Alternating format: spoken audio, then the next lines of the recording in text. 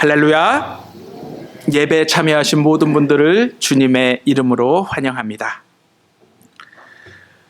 최초로 분열된 중국 대륙을 통일한 진나라 시황제는 문자와 도량형의 통일, 만리장성의 축조, 그리고 병마용갱 건설 등 많은 업적을 남긴 인물입니다. 하지만 우리가 이 시황제를 이야기할 때 늘 꼬리표처럼 따라다니는 또 하나의 이야기가 있습니다. 그것은 바로 불로초입니다.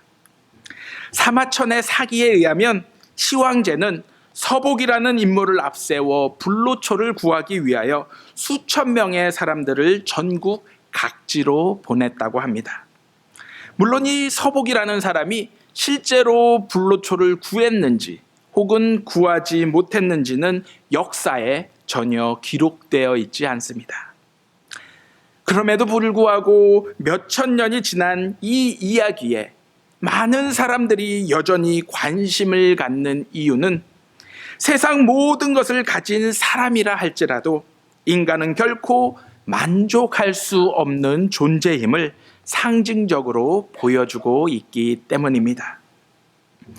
세상 많은 사람들이 물질적 풍요나 건강 혹은 명예를 가지면 행복할 것이라 생각하지만 그것은 잠시뿐이요. 곧바로 또 다른 근심과 걱정의 파도 앞에서 몸부림치며 살아가는 것이 인간의 숙명인 것입니다. 오늘 우리에게 주신 성경 말씀 속에서도 세상의 모든 것을 가졌기에 결코 부족함이 없어 보이는 한 사람이 등장하고 있습니다. 그 사람은 아람이라는 나라의 나아만 장군이었습니다.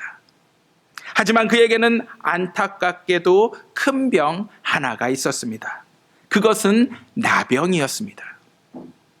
그런데 우리가 여기서 착각하지 말아야 할 사실 하나는 나아만 장군이 가지고 있었던 나병은 우리가 지금 한센병이라 부르고 있는 질환이 아니란 사실입니다. 구약 성경에서 나병은 전염성이 있는 다양한 피부 질환을 전체적으로 일컫는 말이었습니다. 그러므로 오늘 본문에서 나아만 장군이 계속해서 군대의 장관으로 역할을 수행하고 있는 모습으로 보아 그는 나병이 아닌 심한 피부와 관련된 질병을 앓고 있었던 것으로 보입니다. 어쨌든 이 질병은 나아만 장군을 총애하는 아람 왕에게 근심이었고 그를 따르는 부하들에게도 불안한 모습으로 다가왔을 것입니다.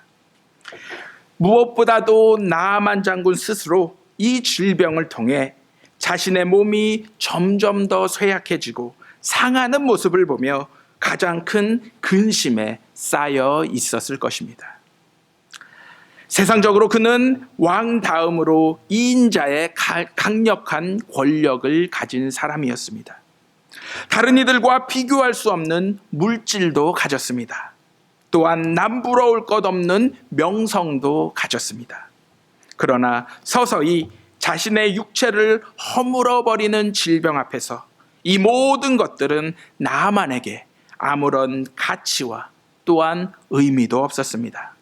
그저 한없이 나약한 한 인생의 단면을 우리들에게 보여주고 있는 것입니다.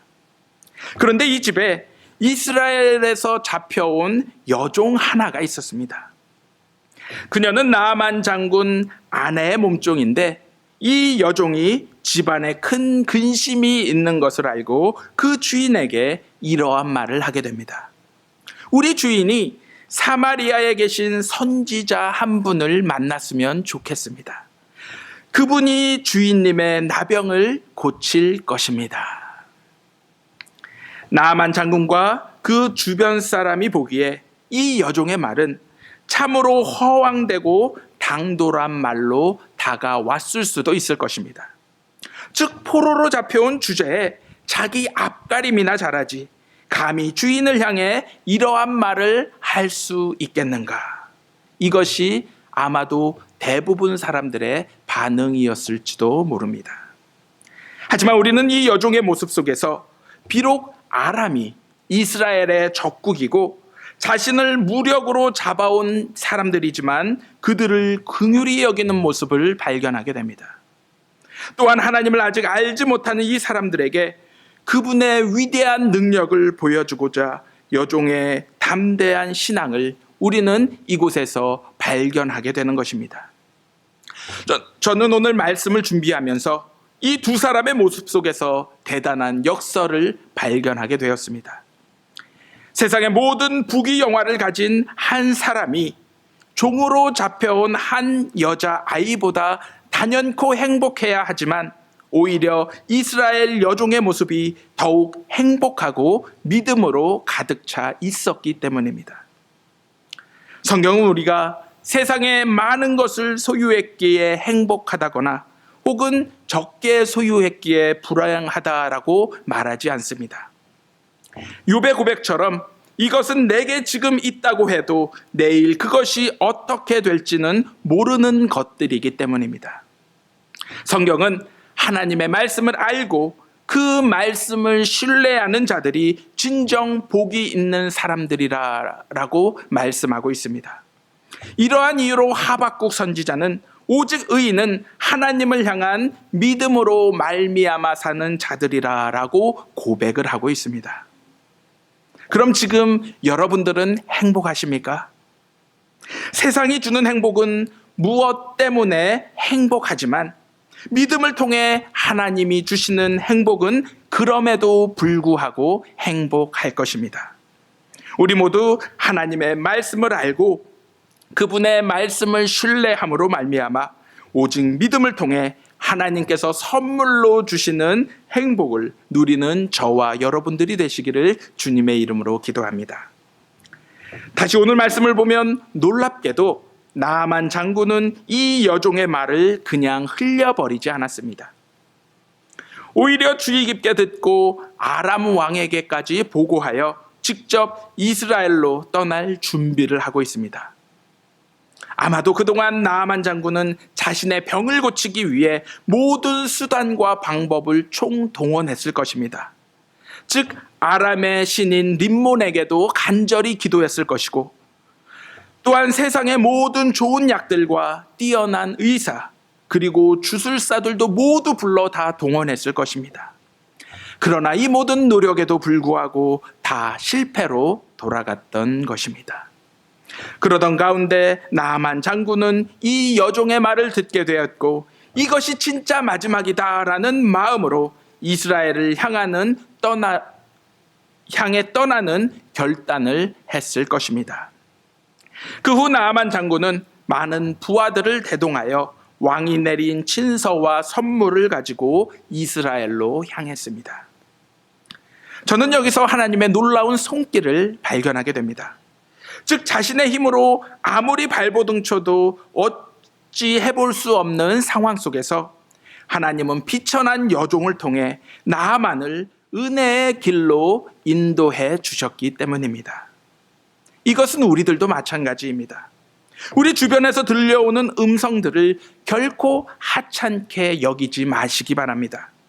그동안 내가 무시하고 조롱했던 사람들의 말과 행동에서 하나님의 음성과 손길을 발견했다라면 우리는 즉시 순종하고 우리의 잘못된 길을 돌이킬 줄 알아야 하는 것입니다.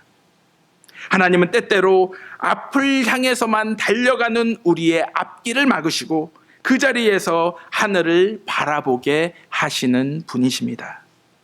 오늘 본문에서는 하나님은 나병이라는 절망적인 상황을 통해 나아만을 멈추게 하시고 그를 친히 하늘의 손길로 구원하여 주셨습니다.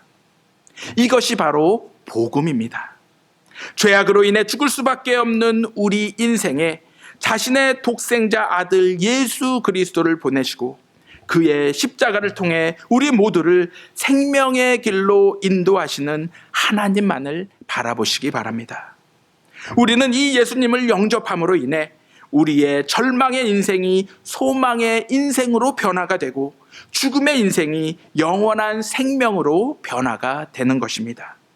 이것이 바로 복이 있는 사람의 길임을 기억하시고 우리 모두 예수 그리스도를 믿는 믿음 안에서 복음의 능력을 풍성히 누리시기를 기도합니다.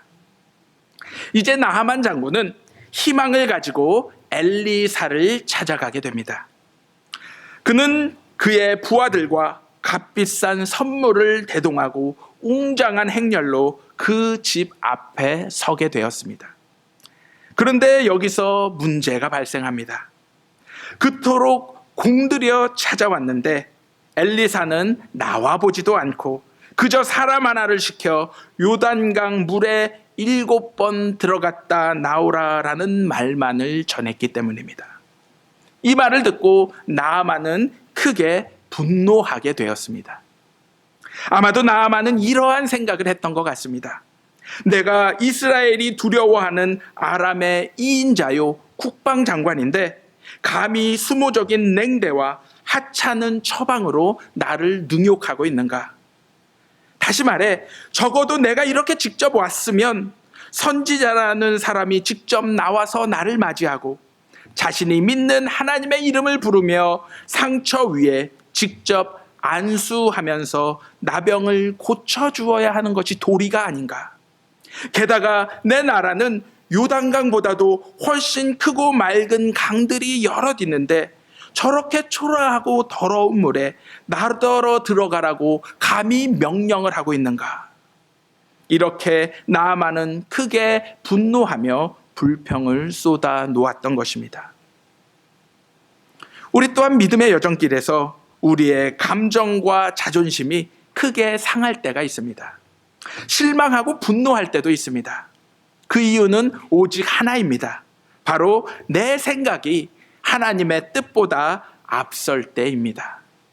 내가 생각하는 방식이, 내가 원하는 방향이 하나님의 방법과 방향과 크게 다르기 때문입니다.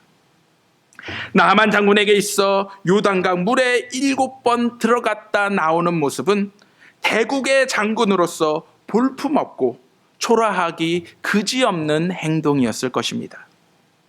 다시 말해 이 모습은 나아만처럼 지위가 높은 사람이 이처럼 비천한 곳을 향해 묵묵히 내려가는 것이 얼마나 어려운 일인지를 우리들에게 명백히 보여주고 있습니다.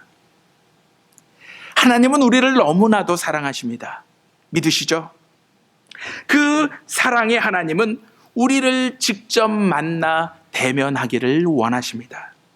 하지만 우리들은 우리의 경험과 방식에만 갇혀서 목이 곧고 뻣뻣한 과거 이스라엘 백성들과 같이 하나님의 방법을 거부하며 고집을 부리고 있습니다. 나는 지금까지 한 번도 그렇게 살아오지 않았다고 화를 내고 있습니다. 우리의 모든 자존심을 내려놓으라는 하나님의 음성에 차라리 그럴 거면 나는 구원의 하나님을 만나지 않겠다라고 목리를 부리고 있는 것입니다. 그러나 우리가 반드시 기억해야 할 사실은 한 알의 밀알이 땅에 떨어져 죽어야 많은 열매를 맺듯이 우리 또한 하나님 앞에서 떨어져 죽어야 비로소 참 생명을 얻을 수 있다라는 사실입니다. 사도 바울은 비천에 처할 줄도 아는 비결을 배웠다라고 빌립보서 4장에서 이야기하고 있습니다. 이것이 바로 겸손입니다. 겸손이란 하나님의 방식에 철저히 순종하는 것입니다. 지금까지 내가 유지해오던 생각과 나의 입장과 나의 삶의 모든 방식을 내려놓고 이제는 주님의 생각과 주님의 입장과 주님의 방법으로 살아가는 것입니다. 이것이 복음의 능력이요, 이곳에서부터 하나님과 함께 새로운 시작이 일어날 수 있는 것입니다. 바로 나아만의 생명의 회복은 이러한 모습 속에서 비로소 일어나게 되었던 것입니다. 이제 나아만 장군은 갑옷을 벗고 강물로 들어가게 되었습니다. 이제는 주변 사람들의 시선을 의지하지 않고 강물 속으로 7차례 들어가며 자신의 몸을 철저히 낮추게 되었습니다. 그러자 그에게 무슨 일이 일어났습니까? 성경은 그의 살이 어린 아이의 살같이 회복되어 깨끗하게 되었다라고 말씀하고 있습니다. 하나님은 나아만을 고쳐주신 것입니다. 그의 몸의 질병만을 고치신 것이 아닌 그의 마음을 고치시고 그의 생각을 고치셨으며 신앙적 무지를 고치심으로 이제는 생명의 하나님만을 의지하고 바라보는 삶을 살게 해주셨던 것입니다. 생명의 하나님은 오늘도 여전히 목이 곧고 뻣뻣한 자신의 백성들을 고치시기 위해 그 주변의 사람들을 쓰고 계십니다. 마치 이름조차 기록되지 않은 한 여종을 통해 나아만이 하나님의 능력을 만나게 되었던 것과 같이 선지자 엘리사를 통해 생명의 하나님을 만나게 했던 것과 같이 우리 주변의 사람들을 통해 우리의 잘못된 모습을 온전히 바라보게 하시고 회복해 하고 계신 것입니다. 또한 나아만이 불평하고 분노할 때 그를 달래주며 요단강에 들어가게 한 부하들도 쓰신 것과 같이 우리의 가장 가까운 사람들을 통해 지금도 우리 가운데에서 역사하고 계신 것입니다. 그리하여 나아만으로 하여금 겸손과 순종을 통해 하나님을 만나게 하신 것처럼 우리도 하나님을 대면하도록 지금도 여전히 일하시며 우리의 삶을 이끌고 계신 것입니다. 오늘 우리가 이 예배 자리에 오기까지 보이지 않는 수많은 손길들을 통해 하나님이 역사하셨음을 기억하시고 믿으시기 바랍니다. 또한 우리의 모습을 돌아보며 하나님이 과연 어떻게 일하셨고 앞으로도 일하실 것인지 깨달아 알기를 소원합니다. 이 시간 우리를 둘러싸고 있는 갑옷, 훈장, 자존심, 지위를 모두 하나님 앞에 내려놓고 우리에게 다가오시는 하나님의 손길을 붙잡으시기를 바랍니다. 그리하여 하나님의 은혜와 사랑 안에서 반복적으로 힘을 내어 하나님의 손길을 붙잡고 다시 붙잡음으로써 영원한 생명의 소망과 기쁨 속에서 풍성한 열매를 맺으시는 저와 여러분들이 되시기를 예수 그리스도의 이름으로 간절히 기도합니다.